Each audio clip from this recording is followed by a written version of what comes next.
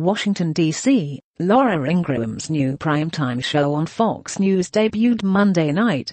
Her first big get was White House Chief of Staff General John Kelly, who sat down for a wide-ranging interview that lasted more than 20 minutes, covering everything from the Russia investigation to the removal of Civil War monuments.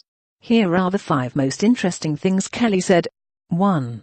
On the indictments of former Trump associates Paul Manafort, George Papadopoulos and Rick Gates. My job is such that I'm completely consumed between 0600 in the morning and whenever I get home at night, which is usually pretty late. I'm not in a position to watch very much in the TV. I know that the gentlemen were indicted today. All of the activities, as I understand it, that they were indicted for was long before they ever met Donald Trump or had an association with the campaign. 2.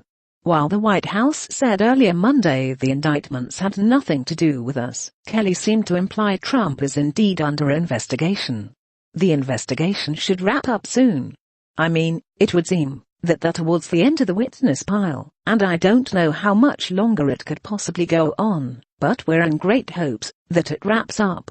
It is very distracting to the president, as it would be to any citizen, to be investigated for something, while, at the same time trying to carry the weight of what being president of the United States means on his shoulder.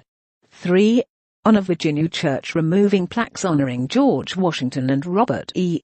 Lee, which leads to Kelly's views on the start of the Civil War. Robert E. Lee was an honorable man. He was a man that gave up his country to fight for his state, which in 150 years ago was more important than country. It was always loyalty to state first back in those days. Now it's different today. But the lack of an ability to compromise led to the Civil War, and men and women of good faith on both sides made their stand where their conscience had them make their stand. 4.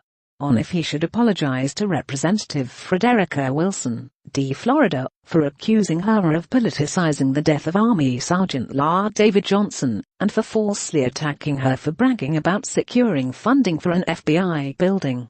Oh, no. No. Never. Well, I'll apologize if I need to. But for something like that, absolutely not. I stand by my comments. 5. The nuclear threat posed by North Korea keeps him up at night. It certainly still is, because there's such a destabilizing. But the great hope we all have, and they're already doing this, is that the Chinese exert their pressure. They're already observing the sanctions, we know that, to exert pressure on the leadership in North Korea, and we have great hopes for the Russians as well. Premiere week for the Ingraham angle continues tonight.